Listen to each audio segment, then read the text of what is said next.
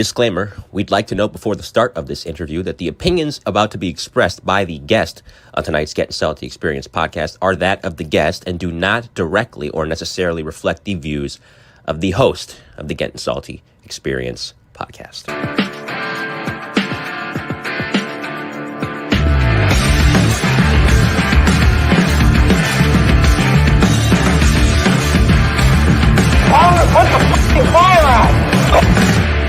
You're listening to the Gettin Salty Experience podcast.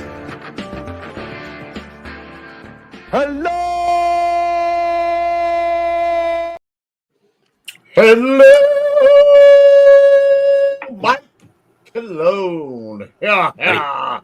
Oh my God! You need your pipe. I only had the hat. So another episode of Author's Corner. We didn't know that Mike. Your face. We didn't know that Mike was the Mark Twain of the fire service. Who knew? Oh, God's had to peek out. You don't want to stay out here with the women, do you? I need to get my pipe, fellas. I'm a little behind. Crack pipe. Put down the crack pipe, will you? Welcome back to the Gettin Salty Experience podcast, the only one that brings the Firehouse Kitchen Table, the Author's Corner, Inventor's Corner. Tonight we got one of our own. I've been loving. He's like a son to me and Louis. Mike Colón with his brand new book. Who knew he was an author? I didn't know. I don't know. That was like record time too. The guy's like, hey, I think I'm gonna write a book. Like 2 weeks later, boom. he's like, I got a book. Yeah.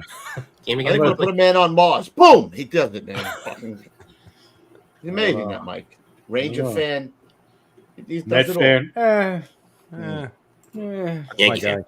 I'm actually Yankee. Okay, I'll stand corrected. Anywho, it's up to us tonight to put Mike on the bestseller list. That's what our goal is tonight, and that's going to be done by the Leatherhead Nation. Everybody in the chat. Everybody, going to pass it along. We got enough people at the, especially in the Facebook. What are we at, like 80-something thousand now? It's up there. Yeah, I don't know. It's up That's there. a lot. I don't know how the hell we don't have 80-something thousand followers on YouTube. Getting up there. We got like 35,000 now. I think. Yeah. Climbing. Yeah. I want 80. I want 100,000. I want to get the little The black black. they send there. Yeah, man. Mail it to you. You're not that good. Not? Look, Just in case you didn't hear. In case you didn't know. He's back from vacation. He's funny all of a sudden. What? You were serious about that? You was serious about that? Starting tomorrow, Cup of Joe and Fuego, 3 days a week. It's all in the tank, ready to go.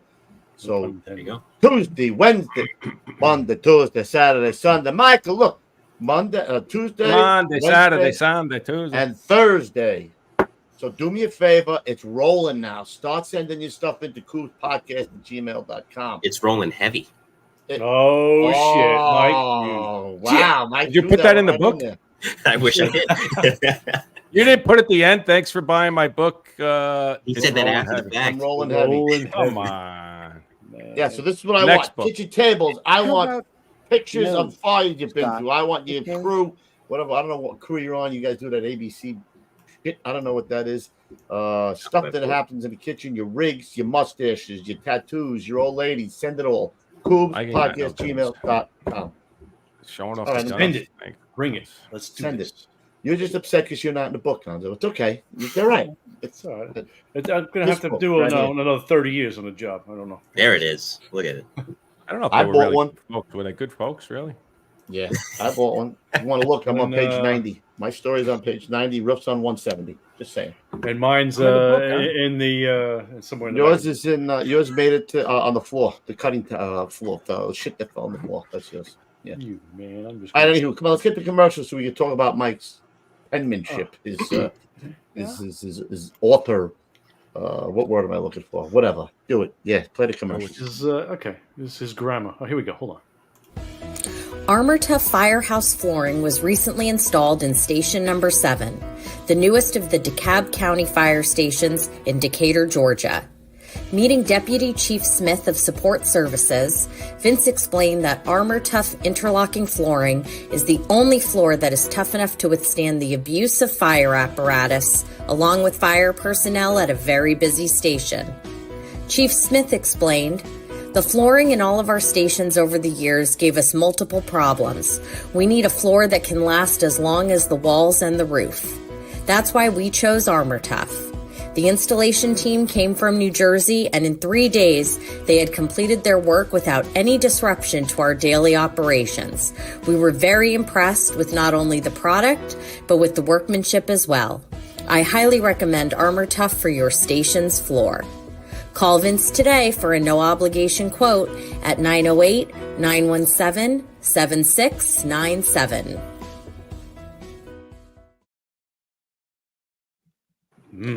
There you go. Quickly play the FireWire commercial. Quickly. Here we go. The FireWire app is the go-to resource for all news and incidents in the fire and emergency services. The mobile app is here and available for download.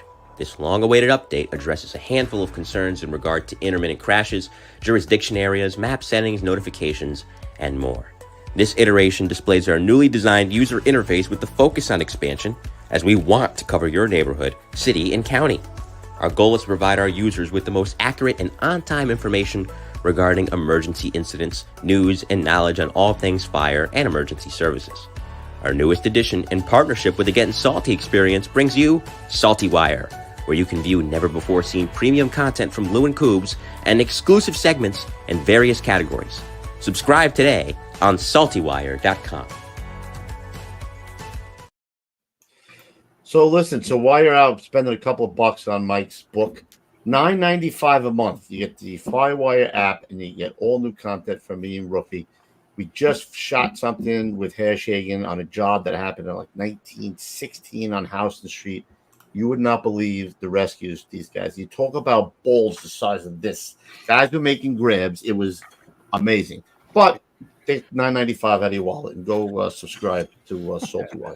Just put it on auto pay. You won't even realize it's coming. I got to crying out loud, man. What do you spend $9.95 on? A bag of chips and you can't even get. You can't even buy an old fashioned for fucking $9.95. No, you can't get Mike's book for $9.95. I can tell you that much. Nope. How much? No, but Depends on what version of it you get. Hardcover, soft cover. I bought the hardcover. I want to give Mike the most bang for his buck. I bought the Hardcover, paperback, and Kindle. Kindle Paperback will be out in a few days, but the Kindle. What about on the books on audio, like for Audible? We're working on that as well. All right, listen. Let's do the pledge first. All right. Sorry. Here we go.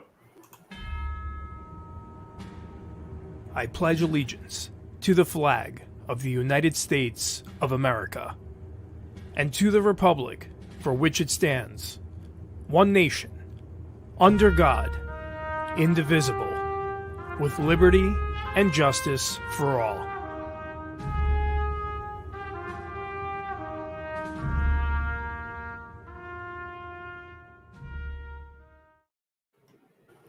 All right, let's jump right into it.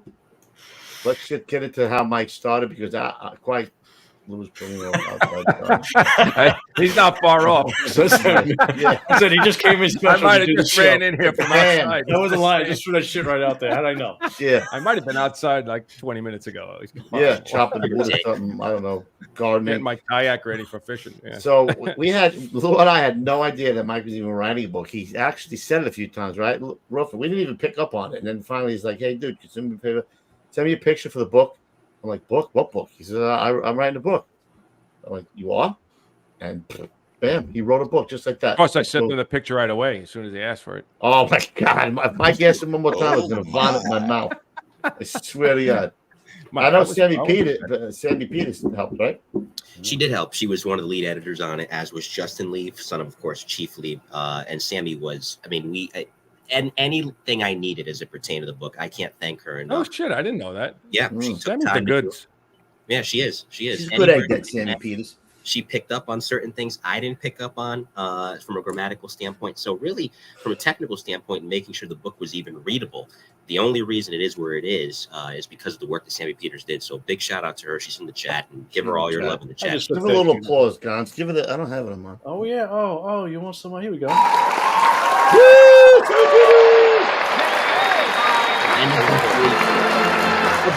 What came together because of Justin Leaf. So he lent his artistic sense to it, and that's why it has the aesthetic that it does. So applause to him as well. Good. Excellent.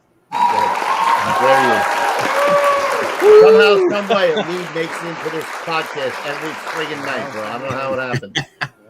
All right, by talking to us about it, what was the inception? What was the motivation? What kicked it off? Come on. Yeah, let's get really artsy, Mike. So, what was your motivation, Mike? Like, Let's see. where did you find your motivation for this book, Mike?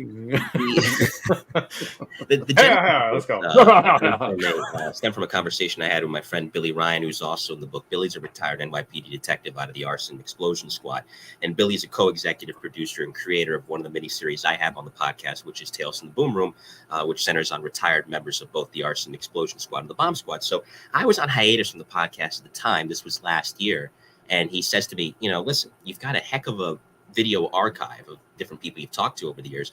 Have you ever thought of putting it in written form? And I'm like, you know what? No, I hadn't, but it's a good idea. He mentioned it casually in a conversation we were having, and it slipped my mind.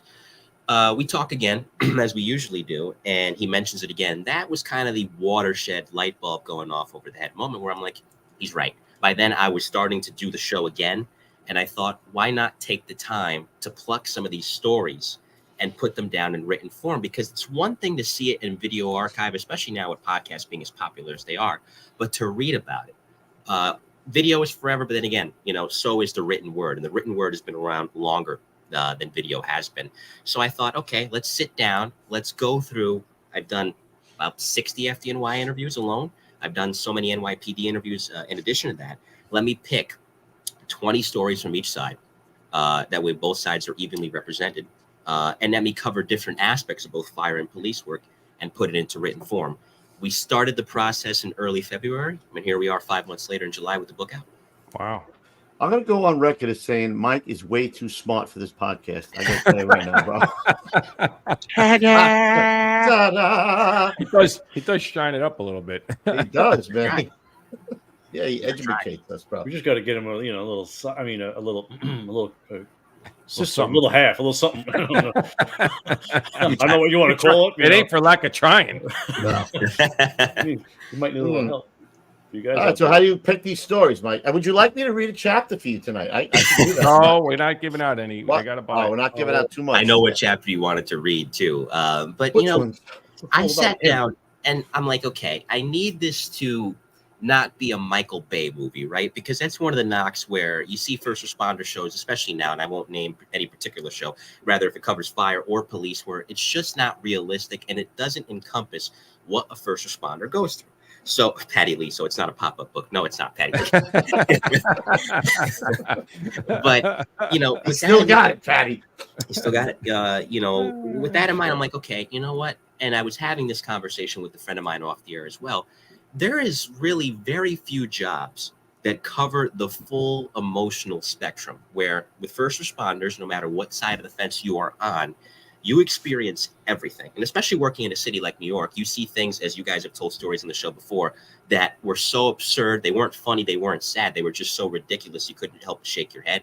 You saw some things that had you holding your sides because of how hard you were laughing. And you saw some things that broke your heart.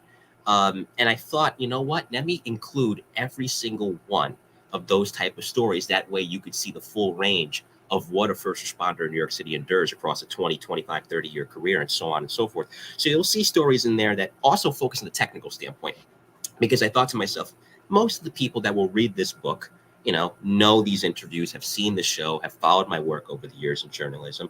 But in the event there's someone that isn't, that wouldn't know a nozzle from a Halligan or wouldn't know how police units are divided, and that's no knock on them. It's just, listen, there's certain subjects I read about that I learn as I read about them.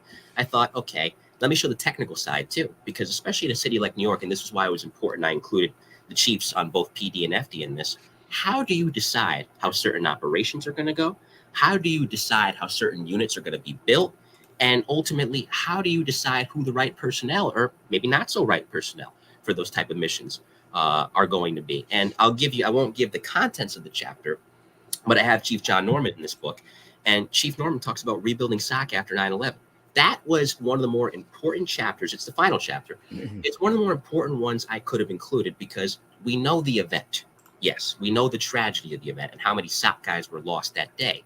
But my goodness, and you can never replace those gentlemen, but to rebuild it from a logistics and personnel standpoint, something that took years to do, and to see where it is now after the efforts it took to rebuild it, how could I not include something like that? So that was another important there.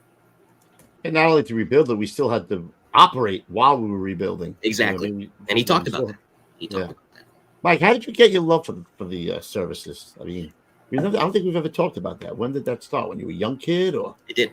I was 3 years old. It's one of my earliest memories in life. And Lieutenant Gary Tinney, who was a good friend of my mother's and a good friend of the family as a whole. He's retired out of the New Haven Fire Department here in Connecticut. He worked on a station over in Gough Street, which is just up from downtown New Haven. And they had truck 4 there, which is a tiller.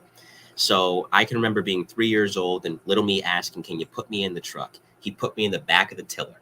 And you could see it's 21 years since that. I'm still smiling ear to ear, just as I was in 2003. And from that point forward, it took off, and I just always. Whoa. Time out a minute. I'm doing the math in my head right here. Did you say you were 3 years old in 2003? I was. That's 4 years old. I was 4 years old. That's 4 years old. Look, he is our son. He really is. I swear to God. It's a little tight. And Mom can tell you, every toy I had as a kid, it was either a fire truck, an ambulance, or a police car. Nothing else. Really? The whole time? So it was the fire service first that bit you. It was. And it still is. It still is. I like a circle. So how'd you get? Let's see what he gets. I was just going to say, how'd you get into the PD side? It seemed like when you first started the podcast, you were more on the PD side, right? Well, it's interesting how that came to be. There's two factors. One, I have police officers who are friends of the family and are family members. So I grew up around them. But it all goes back to being at my grandparents' house on Saturday nights and watching Cops on Fox. And that was that, Dave. Well, listen, without the goatee, I do look 14, as many have said. But watching Cops with my grandmother and laughing at these idiots getting caught for the dumbest crimes, that kind of ignited my love for PD. So they would do the reruns. My captain's in the chat throwing a one-liner in there as well. They would show the reruns, and there was one episode from '94 that focused on the NYPD. And I can remember one scene where ESU makes a rescue. It's 10 truck over in Queens on an MVA. They get somebody out alive. They extricated them. And I remember thinking, man, that'd be cool, especially as somebody, I have family down in the city. I visit there a lot. Seeing the NYPD up close, it'd be cool if we started profiling their side of the coin as well, especially in recent years with all this craziness. So I took to doing that, both the special operations side with emergency service and the bomb squad, but also patrolmen, also those who are detectives in certain squads, because, especially with those that didn't start with the NYPD, but started with the old transit police and the housing police. God, there's so many different stories because there's really 1,000,001 different careers, given how many different units there are that you can have in the NYPD. So that's where the police love came in. Right. So when did you start thinking about your first podcast? Because I think you already had a podcast when we started off, because I would see you in the chat all the time. Yeah, I had one. It was, and yes, Kate Langone, who's Pete Langone's niece and Tom Langone's daughter. She mentions 10 Truck with Glenn Klein was in that episode. Yep, and that episode's on YouTube. So I started the show at the end of 2017, and it was originally a sports show. I had, sports guests like Mike Francesa from WFAN, Mike Lupica was on a little while ago as well. And I've always been a big sports buff as well. But one interview that really changed the game as an 18-year-old, and I was so annoying about it, was I wanted the police commissioner, which at the time was Jimmy O'Neill, who took over for Bill Bratton. And they gave it to me. Shockingly, they gave it to me. So I interviewed Commissioner O'Neill. How'd you get him? I reached out to DCPI at the time. And I was just mentioning, listen, I'm 18, I'm an upstart, I'm not looking to sandbag them, there's no gotcha questions, and I was just so persistent about it.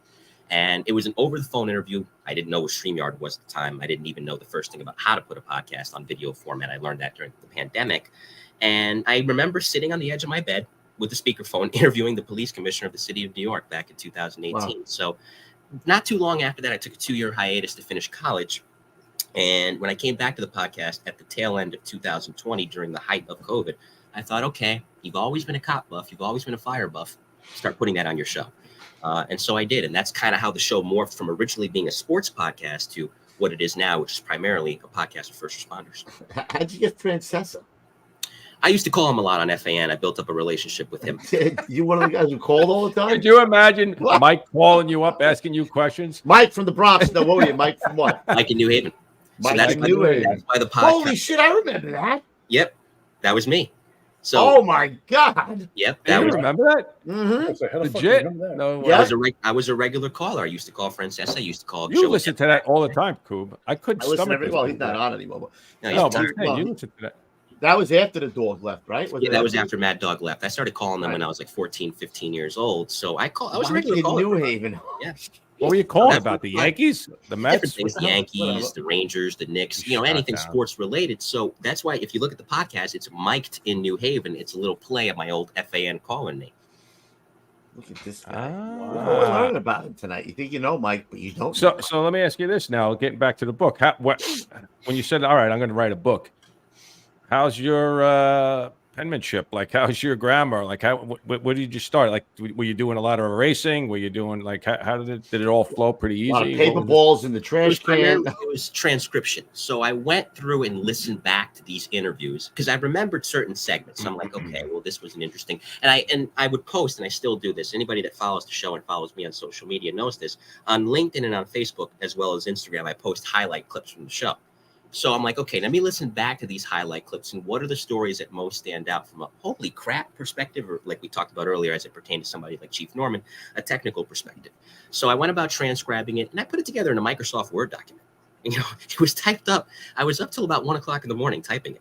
So it took me a little bit, getting the fonts down, working on the grammar of it, and just listening back and going through the work from really 3 years, 2021 to the present, and thinking to myself, I've got a lot here. I wish I could include everything. I can't because the book will be 1,000 pages long. But what specifically can I plug? So it was primarily transcription.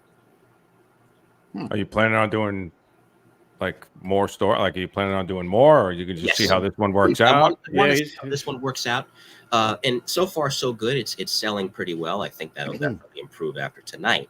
But with that in mind, as I mentioned off the air, I could talk about it here. I want to do an FD only book where I can take a good 5 to 10, maybe even as much as 15 stories, put it in an FDNY book exclusively, and then eventually do an NYPD only book as well with the same format. And take stories that have been told on the show, but maybe stories that haven't been told on the show. I got friends of mine who haven't appeared, but got stories that they can share. I could put that down.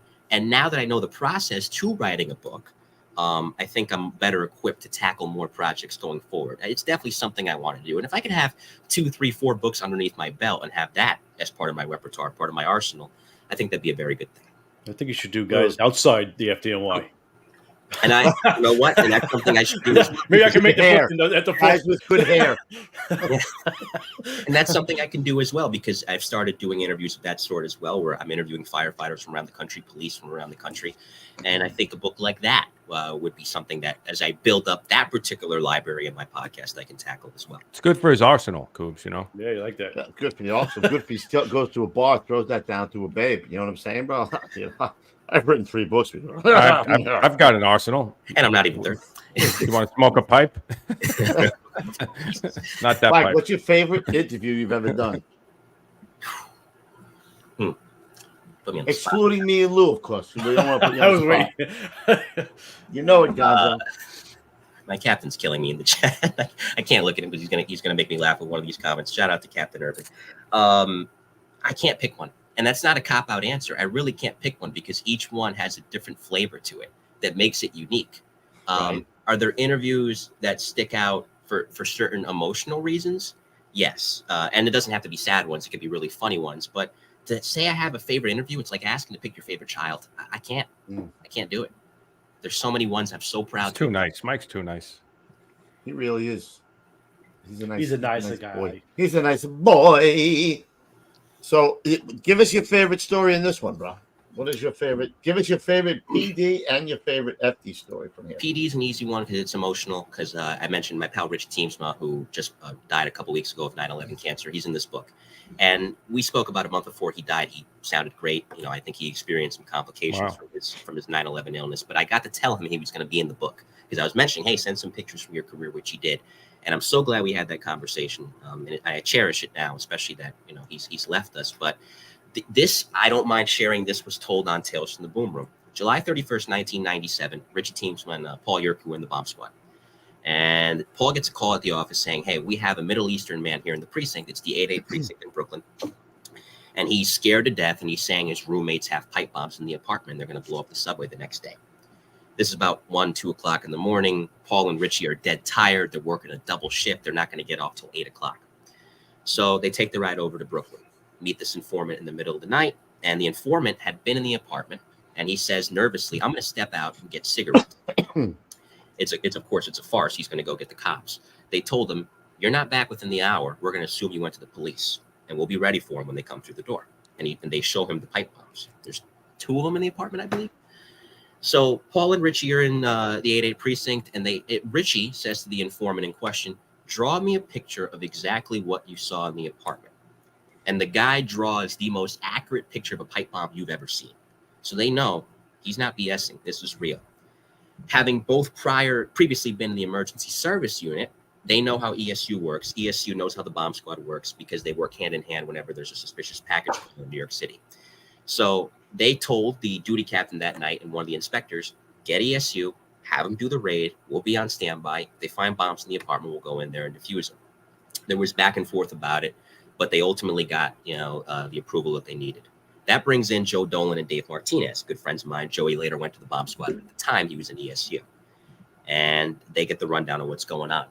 They go in to the apartment, filthy apartment. It was temporary housing until these guys could find a better spot. But famous attic office. I was going to show it, but I was waiting for him to tell the story. Malone and Fox stupid. So Stupid. Joe and Dave are on the bunker with the tactical shield. They open up the door, go down a long, dark hallway, open up the door. Police, don't move. These 2 guys, these 2 animals, I think they were Hamas guys. They were from Palestine. Start reaching for the bombs because they're going to set off those bombs. They're going to kill everybody in that room. They're going to martyr themselves. So as they reach for the bombs, Joe and Dave shoot them both. Don't kill them, seriously injure them.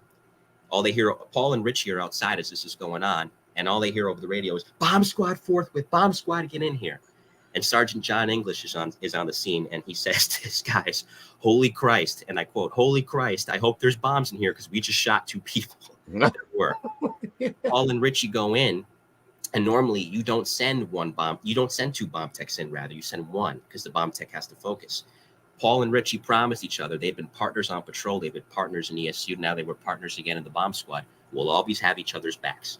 So they went in, both of them at the same time, found the 2 pipe bombs, brought one of them outside using the bomb squad's robot, and working on it in the middle of a courtyard where it could have went off any second, managed to defuse it. And it was an 8-hour operation, but those 2 guys were ultimately going to go with those 2 pipe bombs at the peak of morning rush hour to the Atlantic Avenue subway. And at the peak of morning rush hour, they were going to detonate it. But thanks to Paul, Richie, Joe, and Dave, and the rest of the ESU guys, that attack was thwarted. And the dude that dropped the dime on him. What year was that? That was the summer of 1997, July 31st into August 1st. And if you look on the cover, there's one of the photos I chose was They Saved the City. It's from the New York Post, and you can see it in the corner. Right above Chief Ingram. It's They Saved the City, and it's about that particular story. You can get the book on Amazon, by the way, just saying. And that particular story it's heart-stopping. But, thanks to good teamwork and good police work, they were able to stop what would have been the nation's first suicide attack. How did you come up with the name there, Mikey? For Good Folks Mad City? I remember something years ago. I think it was either in the news or it was on television, but it was Good Kids Mad City. And I kind of just took inspiration from that. I was going to go with Good Men Mad City, but I'm like, well, that's stupid because you've interviewed a lot of great women too. Don't put Good Men Mad City. Put Good Folks. Good folks. That's a great title, man.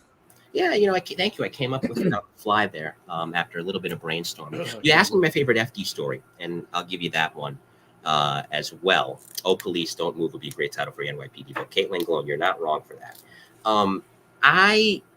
There's so many great FD stories in there, but the one that I really appreciated hearing about from a firsthand perspective was Senior Dudes. Hank Millay really dove into the nooks and crannies of the 1993 Trade Center bombing with me. And just to hear what he went through, and I could feel his frustration. I could feel his frustration that day in the interview, and I could feel it as I was listening back to that particular clip from our interview from about 3 or 4 years ago, where he called it, I'll never forget this, a no-impact day.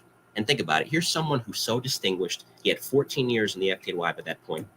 He's in the greatest rescue company and most recognized rescue company in the fire service and throughout not only the country, but the world. And he's telling you he felt he couldn't do anything that day. You know, I felt I was right there with him as he was telling me that story. So from an emotional standpoint, that one from the FD side really is the one that stands out. Thank you, John. I appreciate that.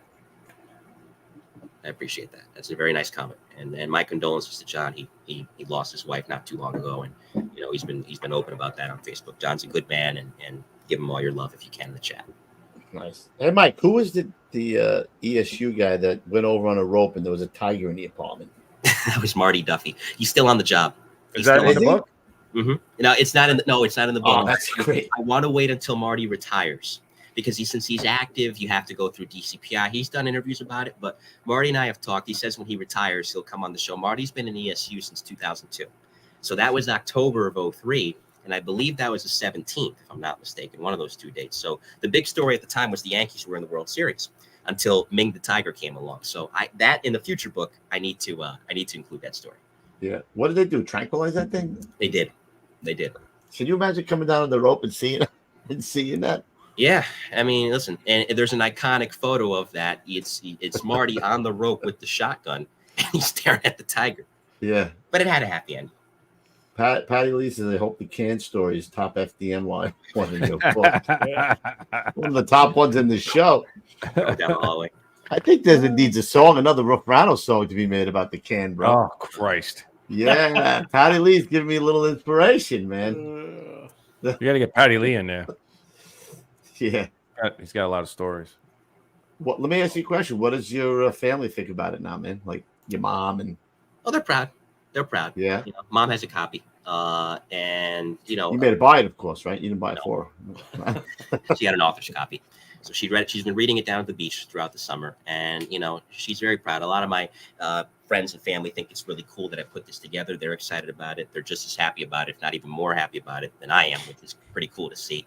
And I just got a great ton of, amount of support from both my family by blood and the family I've built through the years with the podcast, both this one and of course my own. So it's been very cool to see that. The guys at work have been, I mean, of course, naturally it's a firehouse. They bust their chops about it, but the guys at work have been awesome about it as well. And, I very much appreciate their support.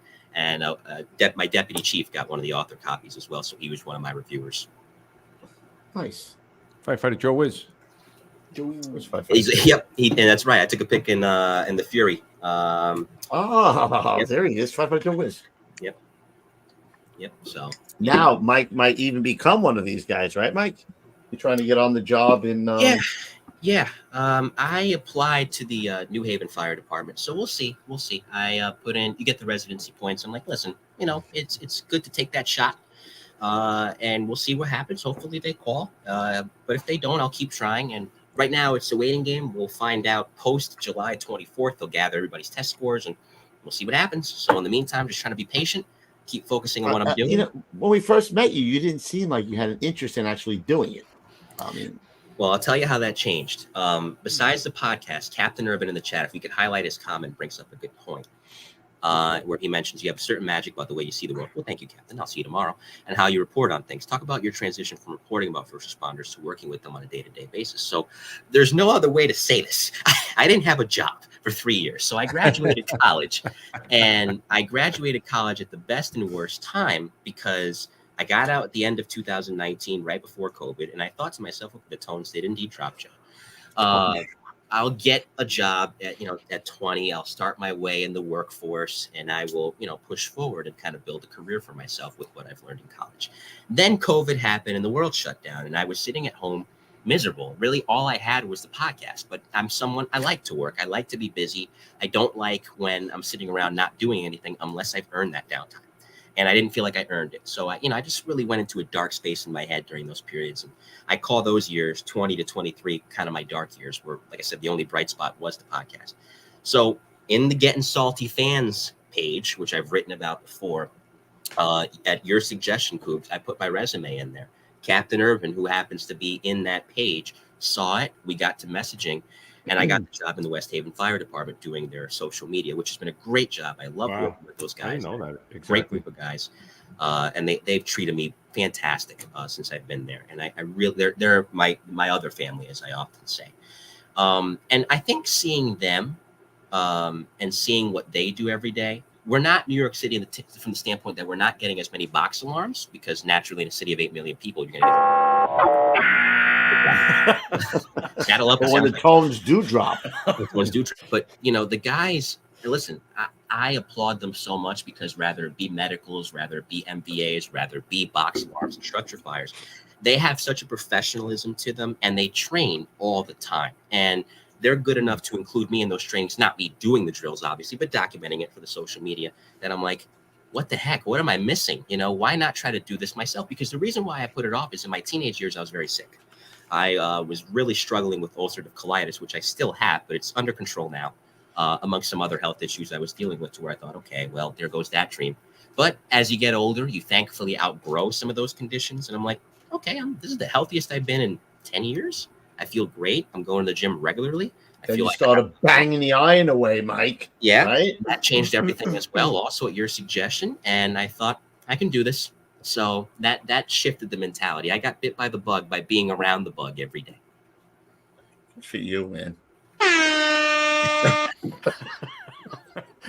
Sorry. Clanging plates, baby, says Jose. He says Charlie exposure or something. I'm getting the hell out of here. That's all I'm saying. That was a heck of a day. I want to open it up to the chat. Anybody have a question for Mike about his book, or anything for that fact? Yes. Yeah, Throw it out there.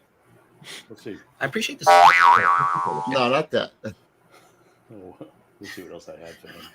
Let's see what I can think of. Say, Arnold says, train serious. Mikey is a go-getter. For a young kid, he definitely Yeah. he has more ambition than most kids I see. How old are you, Mike? I'm 24. 24, man. And you feel like you're not talking to a 24-year-old, man. That's why when he said he was I born mean. in 2003, I'm like, wait a minute. I mean, he was 3 in 2003. 2003. He looks like he's 35, for God's sakes. He looks like he's 35. There's a question here. What was your longest interview, Mr. Joe? Mike Roy. Mike Roy. Mike Roy? Think about it for a second. Let me know what you're going to say. There's 5. The top 5 longest interviews, I calculated this. Mike Roy's 1. Tony Johnson, ESU cop out of Ford truck in the Bronx, 2nd longest. That was in the same week. I was back to back. Tony was first, and Mike broke his record. Patty Pogan, ESU cop, and he's in the chat. Billy Kennedy, same thing, ESU sergeant, and then Don Sadawi, who was a bomb squad detective. But Mike Roy is the longest FDNY one I've done. Am I wearing? Are you pulling a De Niro from Casino right now? No, I am not. I have pants on. Nice dress pants. There was another one. How long did it take? Let's see. How long did it take you to write the book? 5 months. 5 months. So and again, this is where Justin. That's a daily thing. You were doing that every day. I was looking it over every day, or anytime I had spare time, because I still had my work to do and the podcast to do. So I couldn't look it over every single day. I already told John where to get it from. You can get it on Amazon, of course. But with that in mind, I got it. I'm trying to remember. It was weekly meetings with Justin Lee, where we were going over bits and pieces. I'll get to Brandon's question in a second, and I appreciate you submitting it, of artwork, length, formatting, taking cues from his dad's book, not, including direct quotes or anything, but just basically how to format it. And once we got to May, we were in the home stretch. So I know, okay, we have something here. The body of work has come together. And when I got the author's copy, that's when I'm like, holy crap, we did this. We talked about this, but it's one thing to feel it in your hands. So to actually, it came together fairly quickly with Justin's help, but it was a weekly process. And my captain says my Vinny Dunn interview was the best. And I agree, because I often say, if I'm doing a lot of talking, and anybody that follows my show knows this, it's not a good interview. My ideal role is that of a traffic cop. I'm not driving your car, but I'm directing you where to go. I'm directing you which turn you should take, which turn you shouldn't take. I ask the questions, I stay out the way. And Vinny Dunn was great, as many guests have been, but Vinny Dunn was great because I let him go.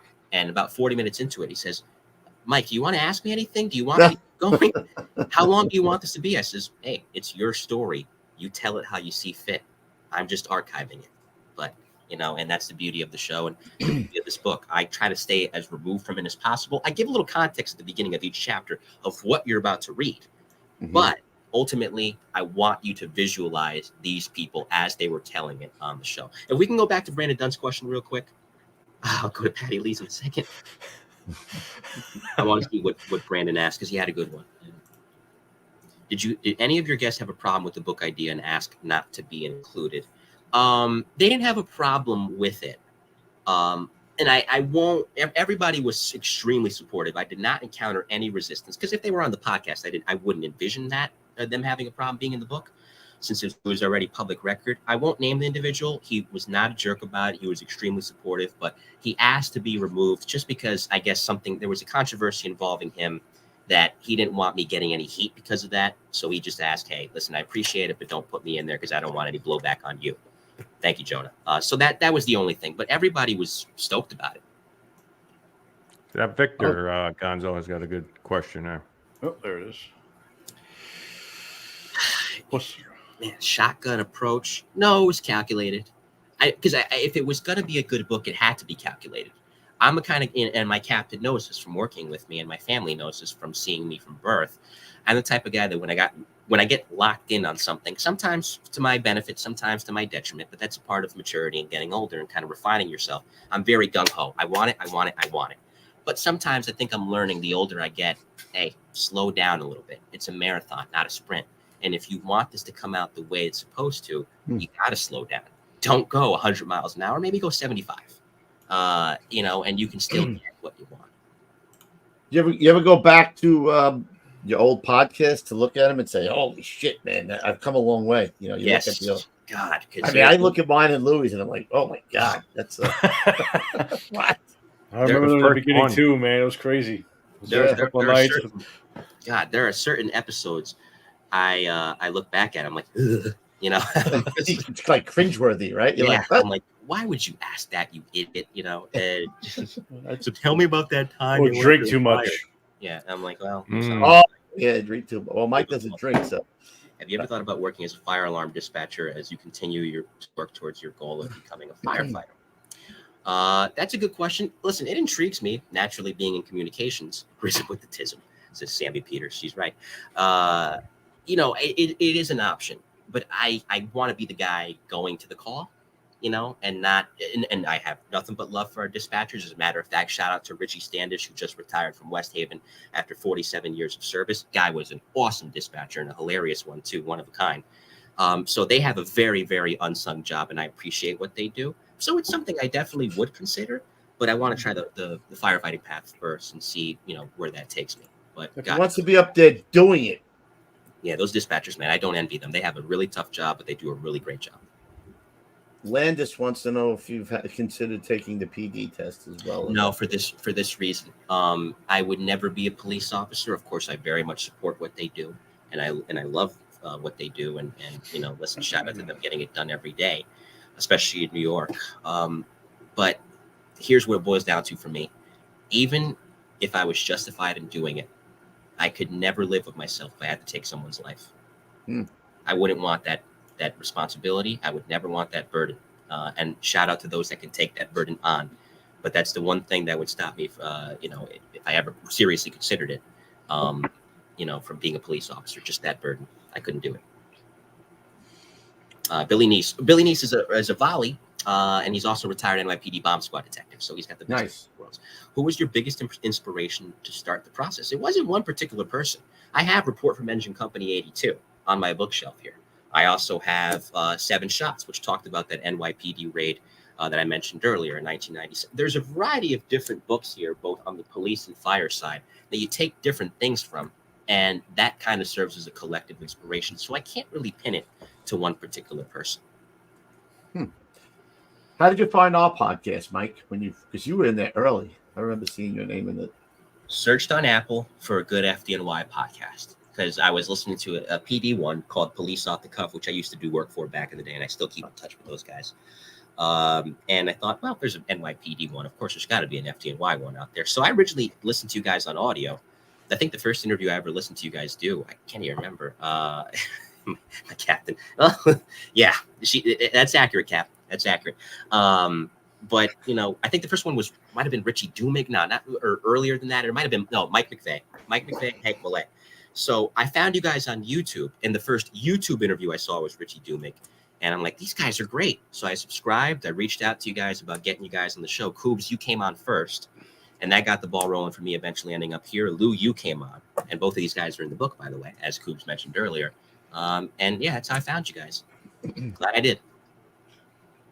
It was fate, Mike, that you brought us together. It was. I think so.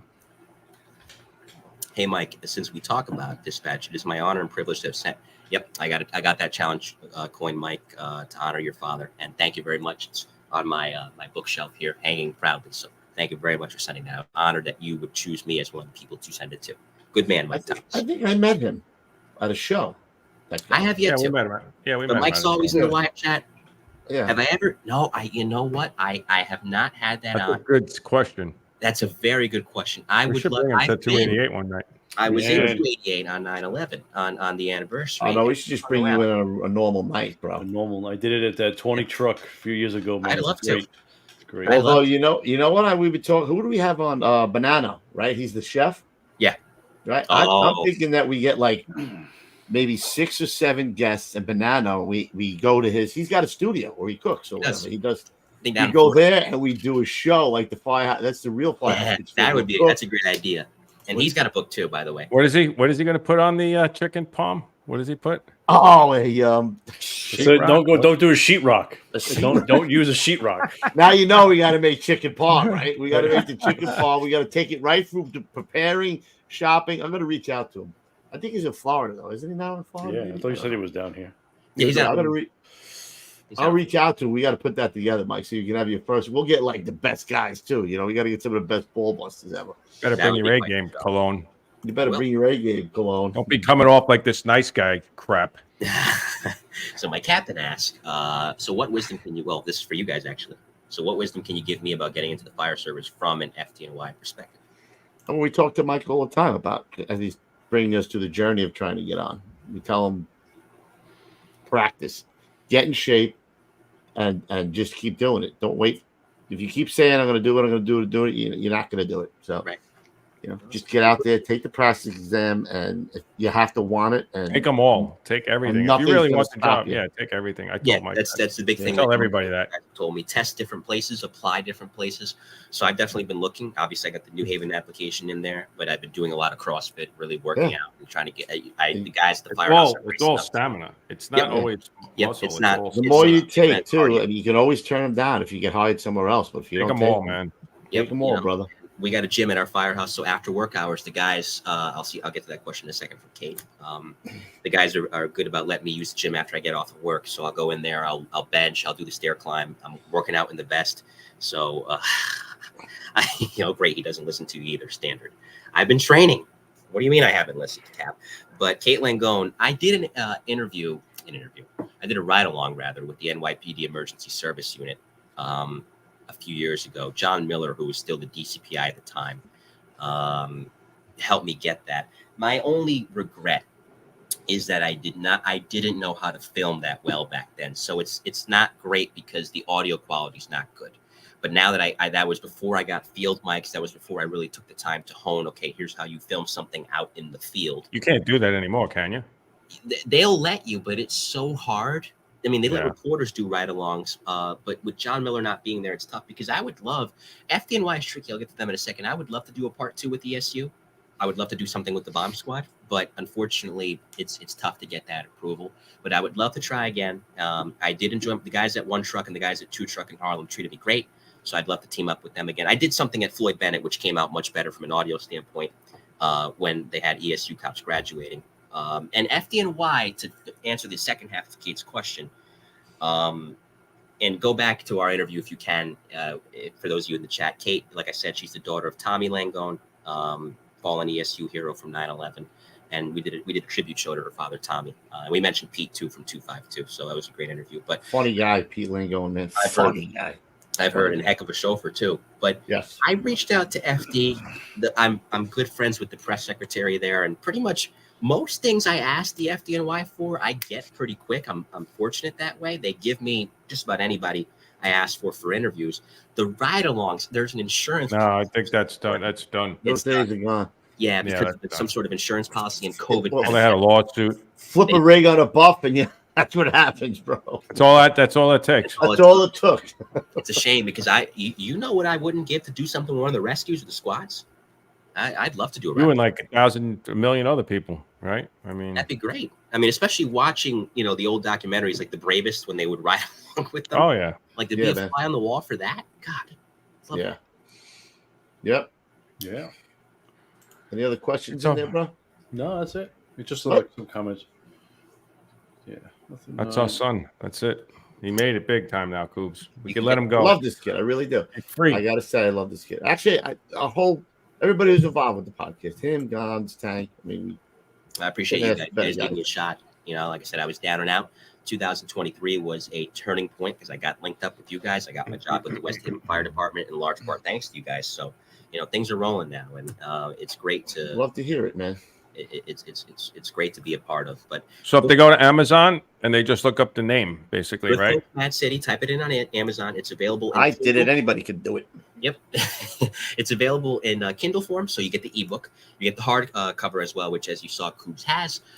And in a couple days, there it is, and it's beautiful color, in all its glory. Thanks, Gons. Wow, what's that name on there, Mikey? I'll get to that in a second. I like it. But it is also Mikhail. in paperback. And What color? you can get it in paperback as well. Mikhail. Are you saying garlic? No, so Garlic. it's a lot of people. I always go by Mike because, as I often joke, the only person that calls me Michael is my mother, and it's usually not a very good sign. So the spelling on that is Dominican spelling, because if you spell it the way it's spelled here in the States, Michael, she didn't want my Dominican relatives and Puerto Rican ones calling me Mikhail or Michelle. So she's like, to make sure they pronounce it the way it's supposed to be pronounced. Maikol. So, it's funny because anytime I ever had a doctor as a kid, the Spanish nurses would always get it on the first shot. Those are the panty dropper, right? That was a panty dropper. You just need to sell like 500 books and then the panties come, brother. You walk around with 500 sold copies, bestseller. You carry We a get him pipe. on the New York Times bestseller list. You know, one of these like this. They'll be falling out of the panties will be thrown. It's a heck of a pickup line, right? Drop To any girl, hey, I wrote a book. bestseller. He'll have panties falling out of his pocket, bro. We'll God. go to the deli to buy a sandwich. Oh, what's that? Oh, panties. Sorry. Look at his face. He's getting red. He's getting a little blushing over here. What? Yeah, so it's Look at this guy. Look at this guy taking shots. ride with the squads. Really? Oh, really? Clint? Nice him. Wizard Connecticut of The guy. pro of H2O? Connecticut guy. Taking shots Sultan at of the us? standpipe is taking shots? What? How fast they forget, Kubi. How fast. Britain guy. somebody gun. Shout out to Tim. But yeah, no, that was it came together fairly quickly. Like I said, it is on Amazon. And what was we were talking about? Oh, the spelling of the name. It's other nurses, meanwhile, would. No, we're talking about panties, Mike. Well, If if I had a nickel for every single time a nurse that wasn't Spanish would say Nicole, I would be richer than Bezos. It's the name's been butchered so much. That's why I'm like, it's just easier to go by Mike. But I did want to mention this before we sign off.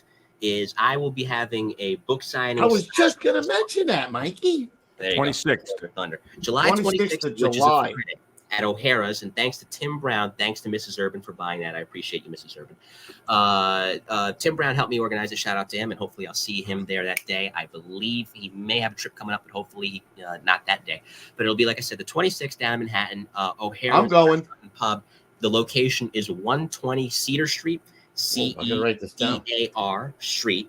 O'Hara's. Just Google O'Hara's, man. People wouldn't know that's the Yep. the Yeah, I'm gonna firefighter Google. bar. I might take the train down there. Google it up.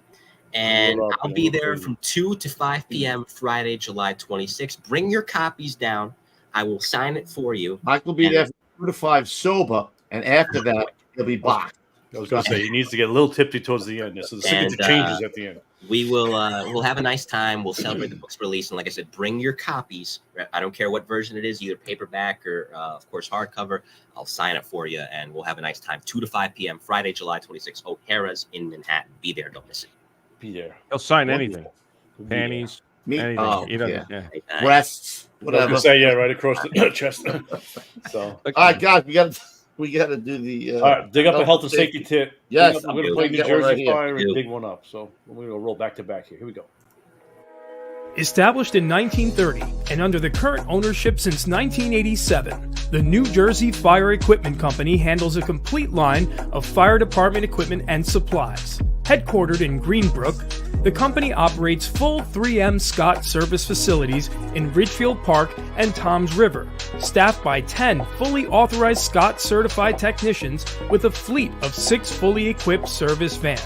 All New Jersey Fire technicians and sales representatives are active or retired firefighters, officers or chief officers, career and volunteer. They understand the business and the importance of their work. New Jersey Fire has represented Scott since Earl Scott entered the SCBA business at the end of World War II. Among other leading manufacturers represented by New Jersey Fire are Globe and Firedex Turnout Gear, Mercedes Hose, Task Force Tips and Akron Brass, Hygenol, Fire Hooks, Arctic Compressors, MSA Carnes Helmets, ChemGuard Foam, Alkalite and Duo Safety Ladders, BA Face Shield Protectors, Truckman's Choice Saws, Grove's Gear Racks and Washer Dryers, Supervac Fans, RPI, Streamlight, and many others. A New Jersey incorporated and based company, sales and service are limited to the state of New Jersey. Find us now at www.njfe.com. That's www.njfe.com.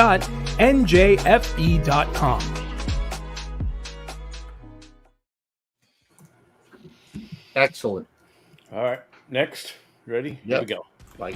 The First Responders Center for Excellence is a not-for-profit organization dedicated to protecting the lives and livelihoods of first responders.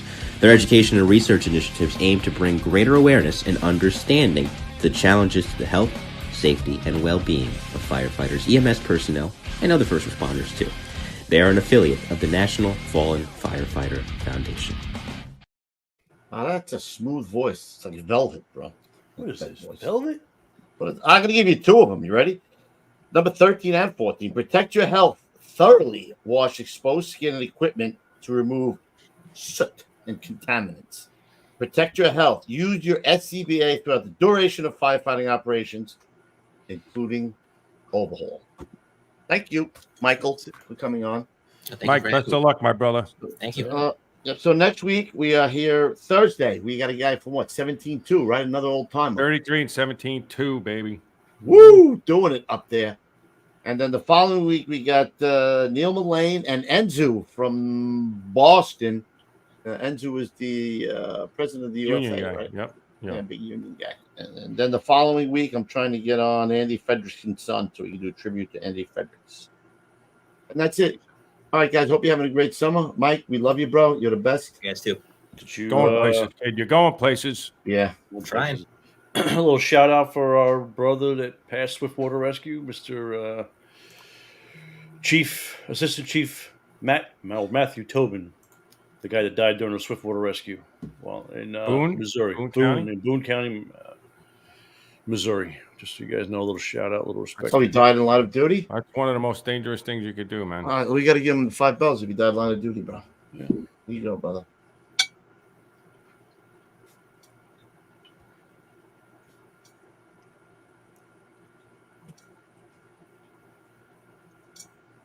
You guys barely heard that, but there was $5. We got to work on your mic.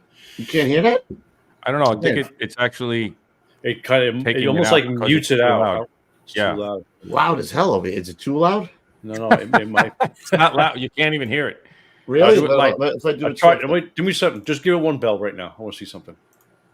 Light. Yeah, That's what better. it is. I was It's- doing it too hard? It's the Yeah. setting. It has the reduced noise background, so Correct. it's really It has a loud. reduced- It brings it. So I down. just got to do it soft like this. If you do it, Correct. that's better. Yeah. All right. I was pulling on it. Oh, that's what she said. Oh. All right, guys. We'll see you on next Thursday. Until then. Oh, also, Cup of Joe and Fuego next 3 days. Send it in. CoobsPodcast@gmail.com. They start tomorrow at, I think, 8 o'clock in the morning. The next 3 days. And then the following week, we'll have it in another 3 days. Beautiful. All right, Roof, go hit that golf ball around tomorrow. All right, Good luck. kid. Guns. Mikey, I hope you saw a lot of books, brother. Thank you. I hope so too. Thanks for letting me come on. And shout out to all my peeps in the West Haven Fire Department. And as always, ladies and gentlemen, be advised the tones are dropping. Oh, wow. He beat me to it. Stay low and go, guys. All right, everybody. We'll see you at the big one. All right, guys. Roll heavy.